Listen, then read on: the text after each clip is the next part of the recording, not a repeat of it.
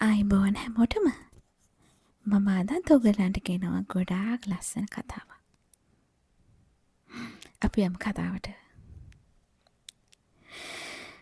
එදා ආච්චි නැති වෙලා හරියටම 3 මාසයයි. ඒ වෙනකොටත් මගේ සීයා හිටියේ හොස්පිටල් ඇඩ්මිට් වෙලා. සීයාට අමාරුයි කියලා හොස්පිටල් එකකින් මට කෝල් එකක් ආවා. ඒ වෙනකොට ලංකාවේ හිටියේ එකම මුණුපුරා මම. මගේ හිත ගොඩාක් දුකෙන් බර වෙලා තිබ්බේ. ඒ මොහොතේ කියන්න දෙයක් නැතුව මම සීයාගේ අත තදින් අල්ලන් හිටියා. සීයේ මම සීයාට ගොඩාක් ආදරේ. සීයා අපි වෙනුවෙන් කොච්චර දේවල් කරලා තියෙනවද? ඒ හැමදේම අපිට මතකයි සීයේ. අපි හැමෝම සීයාට ගොඩාක් ආදරේ. සීයා හැමදාම අපේ හදවතේ ඉන්නවා සීයේ. අපි කොහේ හිටියත් ඒකේම තමයි සීයේ. සීයාට තුරුණුවන්ගේම සරණයි. දාදා හාමුදුරුවන්ගේ පිහිටයි මගේ සීයේ. සීයාගේ රැලි වැටුණු අත පරිස්සමට ඉඹලා මම සීයාව අතහැරියා.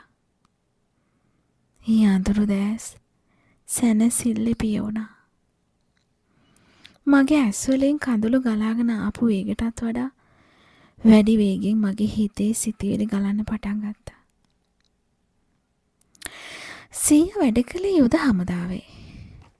යුද හමුදාවේ නිලධාරියෙකුට තියෙන්න ඕන හැම සුදුසුකමක්ම සීයාට තිබුණා. නළුවෙක් වගේ කඩවසම් පෙනුමක් තිබුණ සීයා යුද හමුදාවට පුදුම විදියට ආදරය කළා. මට මතකයි අපේ පුංචි කාලේ සීයාගේ හැම කතාවකම එයා යුද්ධෙදි කරපු වීරකම් ගැන කියවුණා. අපි හරිම ආසාවෙන් ඒවා අහගෙන හිටියේ. කොච්චරද කිව්වොත් අපිට නිතරම සෙල්ලම් කරන්න ඕනුනේ සොල්දාදු විදිහට. ලී පතුරු වලින් කාඩ්බෝඩ් වලින් තුවක්කු හදාගෙන සෙල්ලම් කරන්න ගිහින් තුවාල කරගෙන අම්මගෙන් ගුටි කාපු වාරවල් අනන්තයි. විශ්‍රාම කීප සීයා කවදාකවත් වැඩක් නොකර ඉන්න කැමති වුණේ නැහැ. පුංචි ගෙවත්තක් දාගත්ත සීයා ඒ ගෙවත්තේ එක එක જાති එළවලු වර්ග, ඖෂධ පැලෑටි, පළතුරු වර්ග වගා කළා. ඇත්තටම තිබ්බ සීයාගේ මහන්සිය නිසාම ඒව දියුණු කරගන්න සීයාට පුළුවන් වුණා. මට මතකයි ඒ දවස්වල පොහොර ගෝණි කරේ තියාගෙන යනකොට සීයාගේ මහන්සිය වෙනුවට තිබ්බේ පුදුම තරම් විදිහේ ප්‍රබෝධයක්. අස්වන නෙලන කාලෙට ඉතින් ඒ වගේ හොඳ මෙලවලු තෝරගෙන දරුවෝ කොටෝම බෙදනවා ගිහිල්ලා. ඒ විතරක් නෙවෙයි. ඒව විකුණලා ගන්න ආදායම් වලින් අපි හැමෝටම පොඩි පොඩි තෑග්ග හරි ගේනවා. කොච්චර මහන්සි තිබුණත් පොයේ දවසට පන්සලට ගිහින් සිල් අරගන්න සීයා හරි කැමතියි. සුදුම සුදු පාට කලිසමකිනුයි කමිසයකුනුයි සැලසුණු සීයා ලස්සන සුදු පාට ඔසරියකින් සැලසුණු ආච්චිවත් අරන් යන්නේ හරියට අලුතු බඳපු චෝඩුවක් වගේ. පුදුම ආඩම්බරෙන් ඉතින්. හොඳ සමාජ ආශ්‍රයක් තිබුණ අපේ සීයාට. කොහොමුණත් ඉතින් එළියට යනකොට ගෙදරින් හොඳට ඇඳ පැළඳගෙන පවුඩර් දාගෙන හරිම ලස්සනට තමයි අපේ සීයා එළියට ගියේ. පන්සලට යන එක විතරක් නෙවෙයි. සීයා ආච්චි අම්මත් එක්ක කෑම කෑවෙකට, තේ බීවෙකට, සති අන්තරේ පත්තර කියුවෙත් එකට. සමහර වෙලාවට දෙන්නත් එක්ක චිත්‍රපටි බලන්නත් යනවා. සීයාට මුලින්ම ආහාරපත බෙදන්නත්, ඔහුගේ ඇඳුම් පැළඳුම් වලට පවා ආදරය දක්වන්නත් අපේ ආච්චි තුල තිබුණේ හරිම භක්තියක්. සීයාව වෙන විදියකින් අපි දැක්කේ නෑ. අපේ අවුරුදු 30 පුරාම අපි වයසට ගියත් සීයා හිටියේ ඒ වයසෙමයි. සීයාගේ හැසිරීම, කතා බහ එකම මතකයක් වෙලා මගේ හිත පහුරු ගන්න පටන් ගත්තා. සීයා අවසන් හුස්ම හෙලීමත් එක්ක පෞද්ගලික රෝහලේ වාට්ටු බාර හෙදිය මට කාමරේ බාර දෙන්න සීයාගේ කලමනා ටික ඉවත් කරගන්න කිව්වා.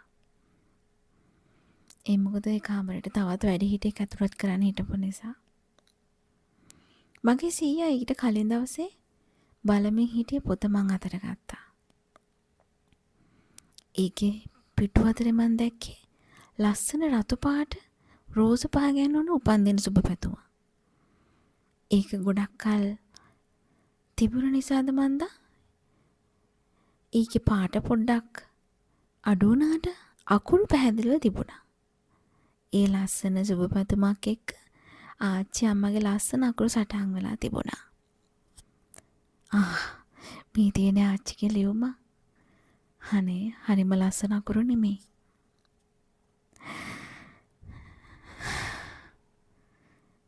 සුසුමක් හෙලලා මං ආච්චිගේ ලියුම කියවන්න ගත්තා.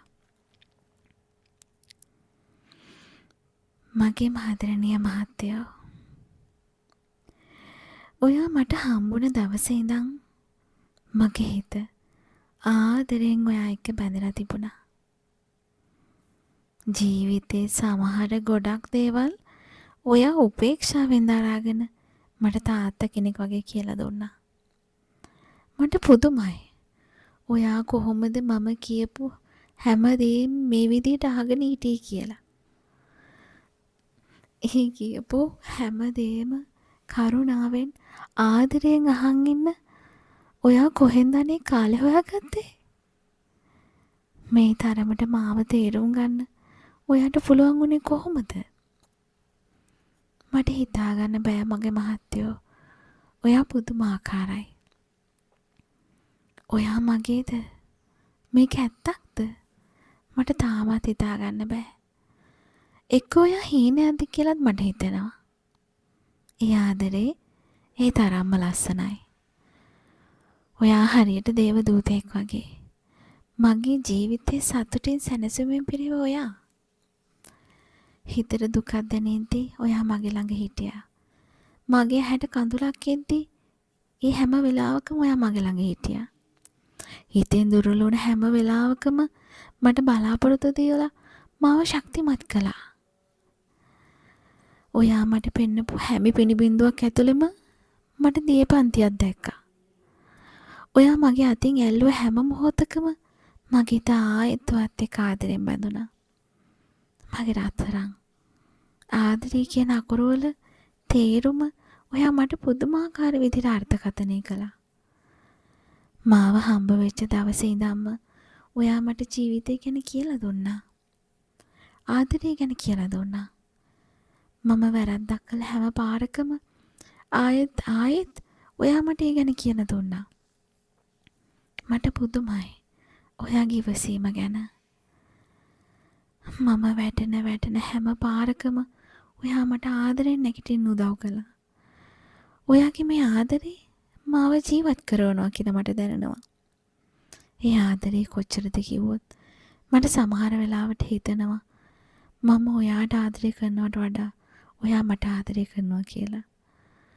ඔයාගේ ආදරේ ඒ තරම්ම වටින බව මට තේරෙනවා. මුළු හදවතින්ම මටම විතරක් ආදරේ කරන ඔයා පුංචි මුද්දක් දාලා මාව සතහටම අයිති කරගත්තා. ඔව් මං ඔයාගේ විතරයි. ඔයාගේ මුළු ජීවිතයම ලස්සනට විඳින්නේ මං විතරයි. ඔයාට මේ තරම් ආදරය කරන්න පුළුවන් මට විතරයි. ඔව් හැම ආත්මයකම මම ඔයාගේ විතරයි. ඔයාගේම විතරයි. ඔයාගේ ආදරණීය සුදුහාමිනේ. මගේ රත්තරන් මහත්තයාට සුබ උපන්දිනයක් වේවා. මහා කළු ගලක් මගේ හිත උඩ තිබ්බා වගේ මට දැනුණා. මගේ තාත්තා කියපු විදිහට ආච්චි මගේ තාත්තා වදුපු අම්මා නෙවෙයි. ඒ දික්කසාද නඩුවකින් පුංචි පුතෙකුත් එක්ක තනි වුණ මගේ සීයාව ආච්චි බොහෝම ආදරෙන් පිළි අරගෙන තියෙනවා. ඒ නිසාද කොහෙද මගේ තාත්තත් එයාගේ ජීවිතයටත් වැඩිය ආච්චිට ආදරෙයි. මගේ තාත්තා කියන විදිහට ගැහැණියක් සම්පූර්ණ වෙන්නේ දරුවෙක් වදපුවාම විතරක් නෙවෙයි. වදපු මව නොවුනත් යම් ගැහැණියකට යම් කිසි දරුවෙකු මේ සමාජයට හොඳ මිනිසෙක් විදියට දායාද කරන්න පුළුවන් නම් ඒ ගැහැණිය සම්පූර්ණයි. ඒ ගැහැණිය රැජිනකට සමානයි. මේ පුදුමාකාර බැඳීම ගැන දැනුණු මගේ හිතේ බර හැල්ලු වෙන්න වගේ ඇස් වලින් බරම බර ලොකු කඳුළු ගුලි වැටුණා. මගේ මුළු ආත්මයම මහා ආගන්තුක බවකින් මොහොතකට බර වුණා. මේ තරම් ආදරයක්. ඒ සීයාගේ තාච්චි අම්මගේත් පුදුමාකාර ආදරේ සටහන් ඔහු මරණාසන්න රැයේ පවා කියවා තිබුණා. ඒ ආදරේ සතුට ඔවුන්ගේ ආමරණීය ප්‍රේමය ආත්මයක් ගණනේ ඔවුන්ට දැනෙනට එකම බිමක එක්ව ඉපදේවා කියලා මම ප්‍රාර්ථනා කරා. ඒ ආදර හසුන සීයාගේ පොත් තුලටම දාලා පවුලේ කෞතුක වස්තුන් අතරට මම එක්කලා. ඒත් මගේ හිතට ආදරේ කියන දේ වැටුනේ වෙනදා නොතේරුණු විදියට. ආදරය දයාවකි, කරුණාවකි, සෙනෙහසකි, කැපකිරීමකි. මේ වගේ ලස්සන කතා අහන්න ඕන නම් මේ channel එක subscribe කරන්න. එහෙනම් ආයෙ හම්බෙමු.